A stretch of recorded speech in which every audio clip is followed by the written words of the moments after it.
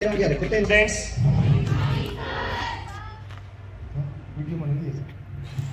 तो आज science activity के तौर पे हम मानव हृदय के बारे में समझेंगे।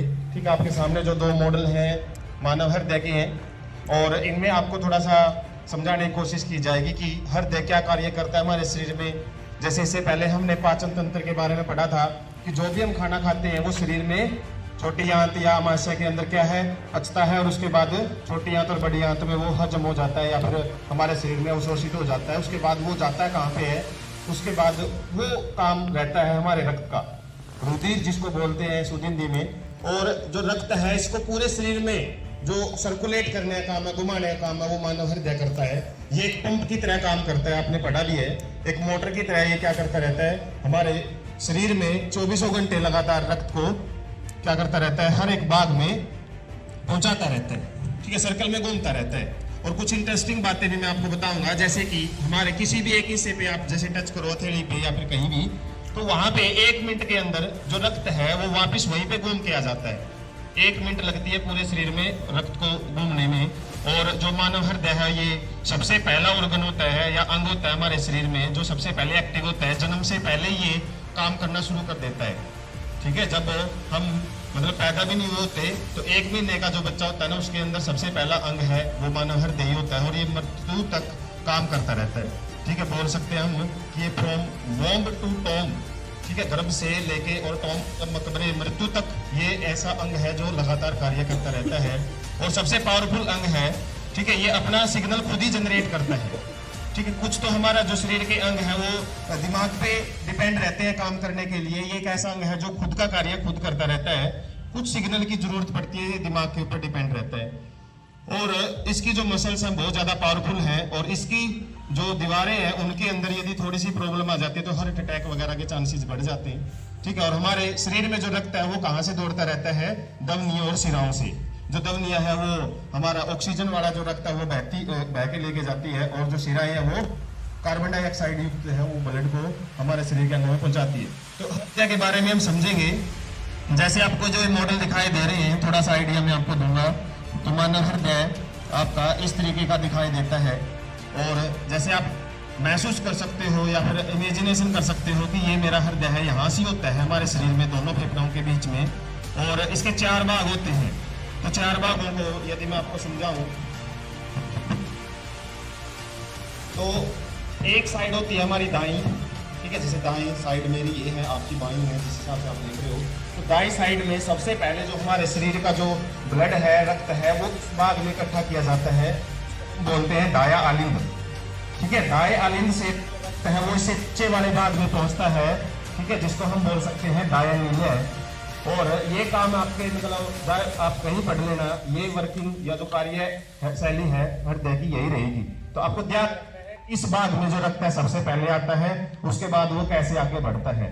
तो शरीर के विभिन्न अंगों से जो कार्बन डाइऑक्साइड युक्त जो रक्त है, जितना भी हमारे शरीर में कार्बन डाइऑक्साइड बनती रहती है वो सारी की सारी रक्त में घोल के कहाँ पे लेके आई जाती है, इस भाग में लेके आई जाती है, दाएं किसमें, आलिंद में।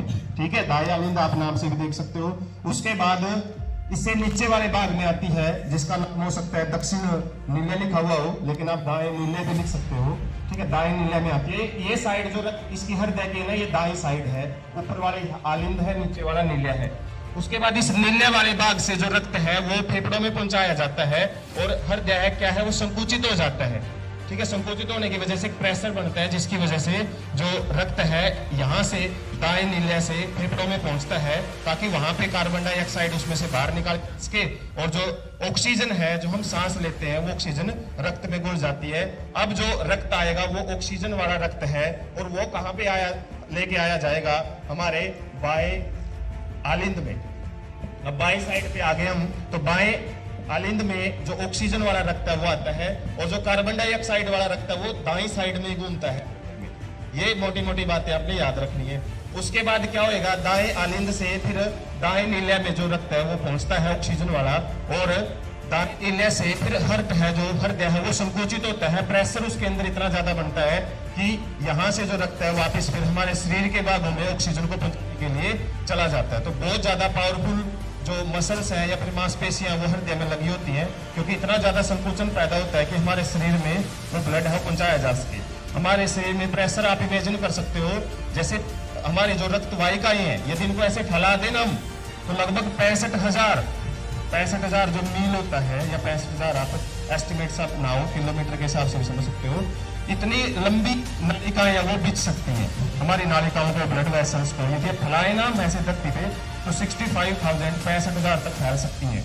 और इतना ज्यादा पावर जनरेट करता है हमारा हृदय। मैंने एक जगह पे कहीं पे पढ़ा था कि एक ट्रक को 20 किलोमीटर या 20 माइल तक पहुंचाने के लिए, अलग अलग होते हैं वैसे, 20 माइल लिखा हुआ था उसमें, 20 माइल तक जो अच्छा बड़ा ट्रक होता है ना, उसमें जितनी ज्यादा एनर्जी लगती है 20 माइल तक जाने के लिए, ठीक है, वो लगभग मतलब हमारे हृदय को लगा दिया जाए ना उस ट्रक में, तो 20 माइल तक लेके चला जाता है। इतनी पावर जनरेट करता है हमारा हृदय एक दिन में, ठीक है। तो इस तरीके से आप समझ सकते हो कि हमारा हृदय सबसे मेन अंग होता है। हालांकि सबसे मेन में हम दिमाग में पढ़ते हैं, ठीक है, उसके बाद जो सारा काम देखता है हमारा हृदय ही होता है, ठीक, तो विभिन्न में पहुंचाता है।